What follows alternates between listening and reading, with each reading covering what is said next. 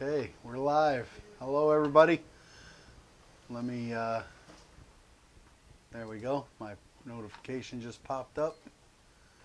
All right, now I can see comments. So welcome everybody to the T350 show. It's Tuesday at 3:50. Same time, same place. So we'll spend a few minutes here letting our audience build, and welcome to August. It's been raining here the last couple of days and been kind of cool. Doesn't really feel like August very much. So I know one thing, as we get into the August and September and these cool days start coming along, and the cool weather, and it gets me in the mood for hunting season. So, next month we got a couple of weeks here to start.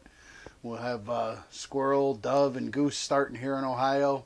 And deer archery season will be starting right behind that. Hi, Keenan. How you been? Been good here. Good to see you. Deer archery season starts for us the last week of September. And my cameraman's adjusting the camera up so it might look like I'm slowly sinking into the ground here. Yeah, and I don't know how many of you guys out there hunt, but hunting is a big passion of mine. And I always look forward to this time of year. Getting geared up, getting the guns ready, getting the bows ready, and putting some meat in the freezer. We put a whole bunch of pork in the freezer last week, and I'm waiting for one of the guys here at work, waiting for the weather to cool down. We're going to make a bunch of sausage. Last week, we talked about the different hunting calibers. Speaking of hunting, we talked about the different hunting calibers that you can make in an AR platform. And we talked a little bit about ballistics and what some of the best choices were for some of the game that you might hunt here in North America. And if you're interested in watching that show, you can check that out on YouTube. I believe it's been posted up on YouTube. Check that out if you like our show. Hi, Caleb. You're just in time. You're not late. We're just getting started. You can check those out on YouTube. All of our past shows are up on YouTube. And if you like our shows, share them. Go on YouTube and share them. Share them from right here. Hit the like button. That'll boost them up in the feed so your friends can see them and help us build our audience, help us build our community. Last week's deal, we gave away some micro hand stops. With any Handguard purchased, I think we sold 3 or 4. We gave away 3 or 4 of the micro hand stops. We had, I think 3 or 4, 5, maybe 5 Handguards sold. We sold some American flags and a couple of ARVs. So if you guys ordered a Handguard, you enjoy your micro hand stop. Let us know what you think of that. Mike says, can we make a gun that shoots out Purell? Right? If you can find hand sanitizer, good luck. Right. I went into Walgreens last night to look for some, and the shelves are bare still. So this week's deal, we've got free shipping. We're going to be talking about handguards today. So for this week's deal, we got free shipping on any handguard. Most of our handguards, except for some of our bigger 15-inch Cerakote stuff, are under $125. We have free shipping over $125. We have a couple of handguards in the Cerakote 15-inch realm that are over that $125 range or just right at it. So you get free shipping on those no matter what. But any handguard, even a 7-inch handguard, an ARV, whatever it might be, you're going to get free shipping on that this week.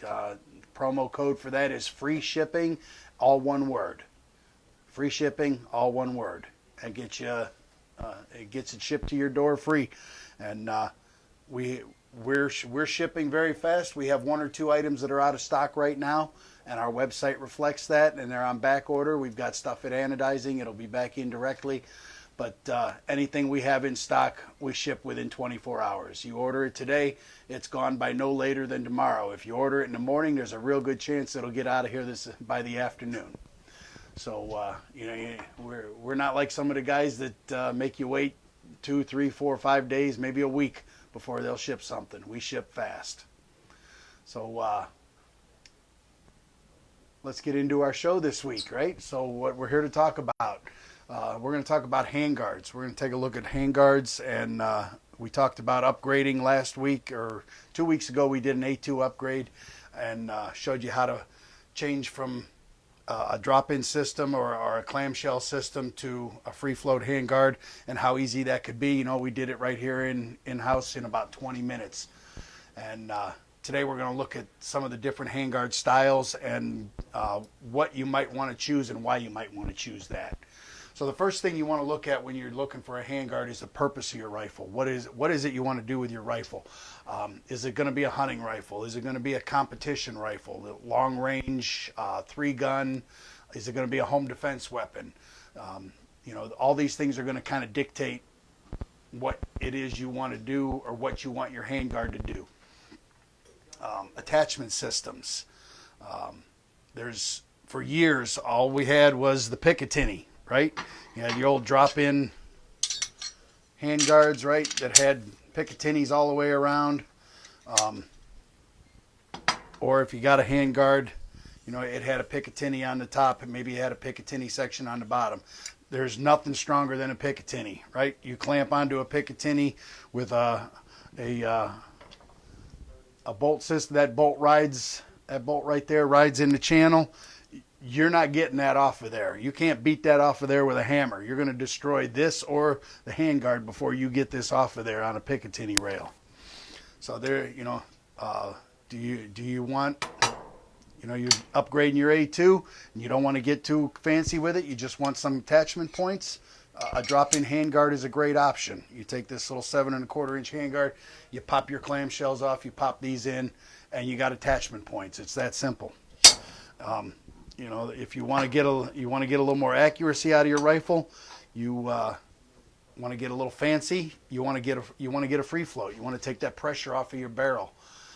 You're going to want to free float your handguard, and that's what we did here a couple weeks ago. Was we got rid of that pressure and that all that stuff on the barrel and went to the free float system. So there's two main attachment systems when it comes to free float handguards, and that's the key mod. Okay, so you can see the key mod, right? Kind of looks like a keyhole, thus the name key mod. The attachment point drops in, slides forward. There's a 50-degree channel cut under the front of the key mod. It locks in. You know, this was the standard for years and years, was the key mod system. Good system, nothing wrong with it. It has a little bit of a weakness in the fact that it's just a straight torsion system or tension system, and if you know, no matter how hard you tighten that thing down, if you're smacking that thing hard enough, you can move the key mod sections. You can move you know, they will want to move back, and they can come loose, they can fall off, but you know, if done properly with some Loctite, they're a perfectly good system. You know, Magpul came out with the MLock several years back, and you know, it's a very clean, just a straight slot, 283 thousandths tall, 1 inch 270 wide, inch 575 spacing. You know, all these things are dictated by Magpul so that all the attachments and accessories fit. You know, we have a license with Magpul to create those, so we have to maintain those dimensions so that all MLock accessories fit and are interchangeable. That's a great system. It's very strong. It doesn't have the weakness that the key mod has, where, you know, if you're hammering on this system, trying to hammer that thing off of there, it's not coming off. You know, you're going to end up destroying something before that's going to come off of there. So it's a really nice system. The SOCOM came down a couple years ago and said that, you know, they don't use mounting systems and don't like secondary mounting systems, but if they had to use one, they would use MLock because it was stronger, it held zero better. You know, if you want to Google SOCOM MLock reading or rendering, whatever it was, that you know, you can Google that and you can find that information and see the whole study they did and all the information that they put out on that. You know, for me, it's MLock. I like MLock. I like the look of it. I like the strength of it. I like the simplicity of it. So, and then there's some handguards, not so much anymore. Used to have proprietary systems. You know, maybe they had some pockets milled in here and some drilled and tapped holes. DRD, some different companies. Primary Weapons for a while had some proprietary systems that you had to buy their mounting attachments. those have kind of gone by the wayside now. Not too many people do proprietary systems anymore, but some of the older handguards are still out there. And if you get something like that, you may have trouble finding attachment points, because I don't think a lot of them make, they don't support those handguards anymore. So, you know, what is it? Again, we go back to purpose. What is? Are you building a pistol? Are you building a rifle? And that's going to dictate the length of your handguard. And the other thing that's going to dictate the length of your handguard, besides preference or style, I like a handguard that covers almost the whole barrel. That's just my preference. Some guys like to see 3 or 4 inches of barrel sticking out. You know, you go with a 15-inch on a 16-inch barrel, you get that almost flush look. You know, some guys like having a couple inches of barrel sticking out. Your gas length is going to determine your handguard length. On a pistol, you know, a 4-inch pistol system, a 6-inch handguard, a 5-inch handguard, 5.5-inch, I think. Yeah, 5.5 is going to cover the gas block. So anything beyond 5.5 is what you want to do really with a handguard, besides protect your hand from getting burned, is protect that gas system. So you want to fully envelope the gas system inside the handguard. So, you know, on a pistol system, 5.5 inches or greater. If you like the tucked look, like this, you know, where you put a flash can on it, and that's a 8-inch barrel with a 10-inch handguard, and you know, the 2.25-inch flash can tucked inside of it. You get a 1/4 inch sticking out. I really like that look, you know. So that's going to dictate a length for you. Carbine length, gas system, you're going to want at least a 7.25-inch handguard to cover the gas tube and the gas block.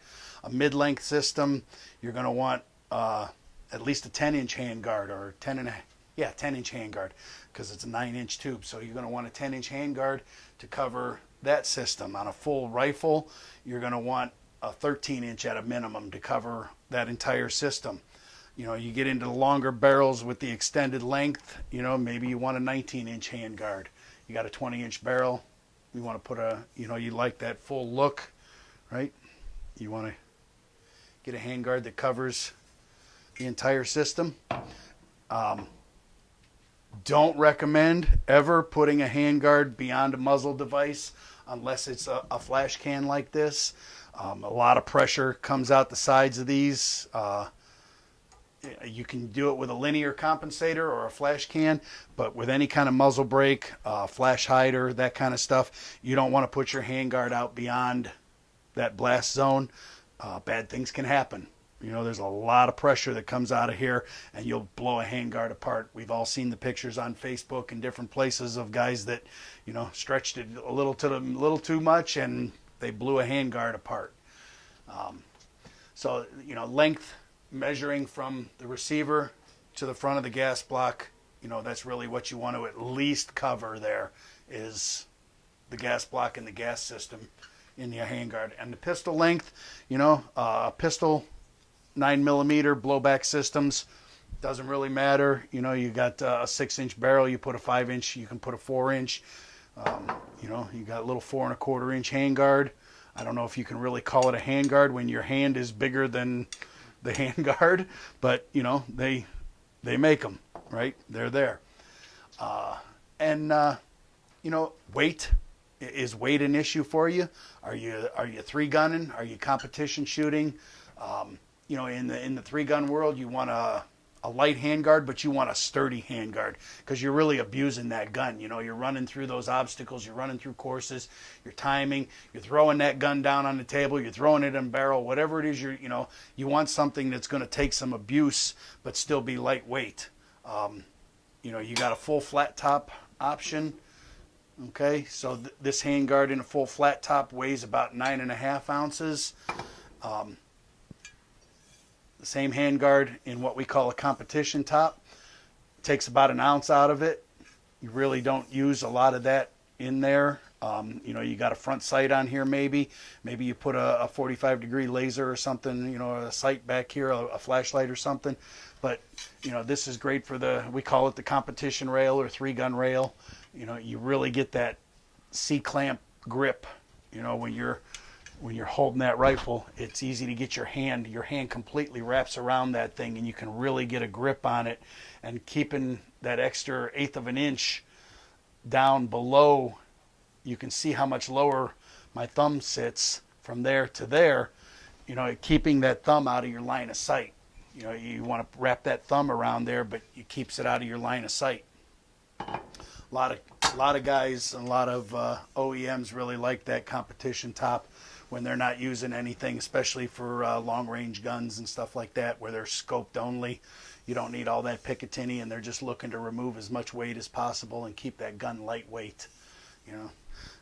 The guys say ounces equal pounds, right? And you can shave enough ounces here and there. Next thing you know, you've shaved a pound. So looking at the weight of the handguard, there are some nice carbon fiber options out there that are super light. A 15-inch handguard can be 6-7 ounces. We have made some 15-inch handguards in that world in aluminum, and they're very light, and we've engineered them to be very solid and very rigid. But the carbon fiber is an option. They are pricey. Most carbon fiber handguards start at $250 and go up from there. That's the other thing you want to look at. What is your budget? What do you want to spend on a handguard? You can spend $30 and you can buy a handguard off of Wish or eBay. I'll tell you, you're probably not getting American made for $30 for a handguard. And be aware that that's what you're buying. You're buying a $30 handguard. And I've heard guys say, hey, I bought a Wish handguard for $30. I bought an eBay handguard for $30, and it works perfectly fine. And it's done its job.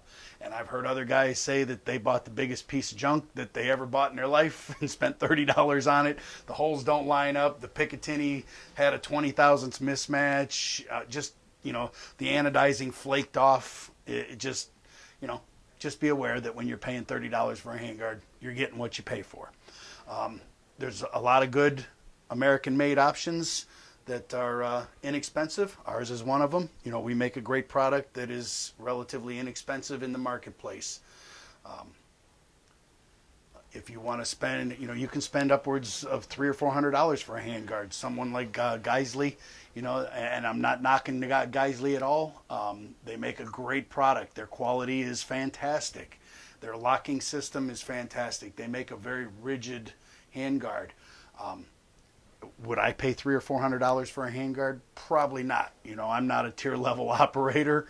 I'm a range guy. I go to the range. I throw a few hundred rounds a few times a year. I go hunting. I shoot some varmints. I go deer hunting with my whatever it is.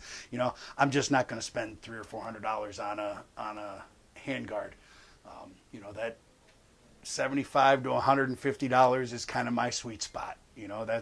That's what when I go in to look for a handguard, that's my filter. You can filter out price. Boom, I hit 75, 150, and I know I'm getting decent quality and I'm getting decent stuff in that price range.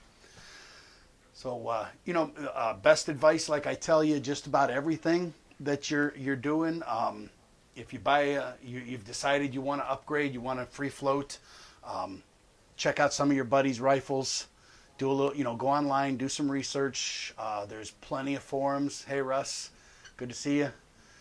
There's plenty of forums that you can go on that are going to talk about the quality of handguards and what you want and what you don't want, and what you want to stay away from, what you want to hone in on. Check out your buddies' rifles. Let's see if they'll let you shoot their rifle. See what you like, what you don't like, and then make an educated decision from there. And again, you stay on the less expensive side at first. Okay, that was good. It served its purpose. I spent $60, $75, $80 on it, whatever it might be. And you decide a couple of years from now I want to get a little something better. I want something a little more. I want more. You can always upgrade. And there's always somebody willing to buy your old parts. And in fact, I know Russ, he'll gladly take your donated, gently used parts for Marksman for Vets.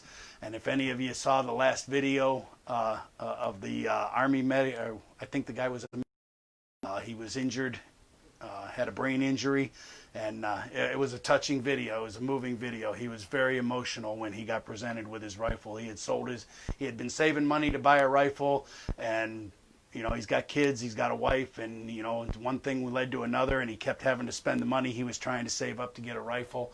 And he got his name put in the hat, and Russ built him a really nice Army rifle. You know, green camo, had the Army emblem on it. I think it had the medic symbol on the one side. It was just a really cool video to watch. I'm an old softy for that kind of stuff, and it brought a little tear to my eye watching him get emotional when he got his rifle. So if you got gently used parts, I know Russ Jackson would be happy to take them. So don't forget this week's deal. My camera guy's writing something down here. Oh, yeah, colors. You know, if you're looking, you can buy, you can send your stuff off and get it Cerakoted, or you can buy, there's some places you can buy off-the-shelf Cerakote options. One of them is BYOAR. We carry mil-spec OD green, tungsten gray, Magpul flat dark earth, and for the ladies, we have Sig pink. So if you want to bling your rifle up a little bit with some color, there's always that option too. And you can check out BYOAR for some color options. You know, we carry these at, I think, probably the best price of anybody in the market for a Cerakote handguard, a pre-Cerakoted handguard. And you know, as long as you're staying within the realm of that color, you know, we have them listed as what colors they are. So a different build with the medic. Okay, I got them confused. I watched so many of your videos, I get them confused. But the last one was still a good one nonetheless. And I know Russ shared it on the architect page. So if you're part of the architect group, you can search down through there and you'll see the video of that guy getting his rifle. But yeah, you know, color options are always a great addition to your rifle. I like blinging my rifles up a little bit. I own one or two black ones. All my other ones are color. I've got an OD green one. I've got a tiger stripe camo one. And I just like the colors better than I do a black rifle. I like a little bit of style, a little bit of personality. So don't forget this week's deal. Any handguard, our Foundation Series handguards. You know, it's a real nice, high quality, American made, rock solid handguard, right? And it's lightweight. That whole thing, that's 9.5 ounces for a 15-inch handguard. Free shipping on any of our handguards this week. So send us ideas for shows. You know, we're recycling into some of our shows that we did 4 or 5 months ago when we started this thing, because we got a whole new group of audience members here now. So if you got an idea for a show you want us to do, send it in, and we'll certainly put together a T350 show for that. Next week's show, we're going to talk, just like we did today, about selecting a muzzle device. You know, do you want a muzzle brake? Do you want a flash hider? Do you want a flash can? Do you want a linear compensator? You know, what is it you want to do? Again, and, you know, being purpose-driven and all these different things. We're going to look at that next week and talk about rattle cannon. Yeah, you know, I did my tiger stripe camo in rattle can. You know, when we say rattle can, we're talking about the spray paint can that you know, and the ball rolls around in there. We're rattle cannon. There's some rattle can sites on Facebook, so there's nothing wrong with rattle can. You got that right. You know what?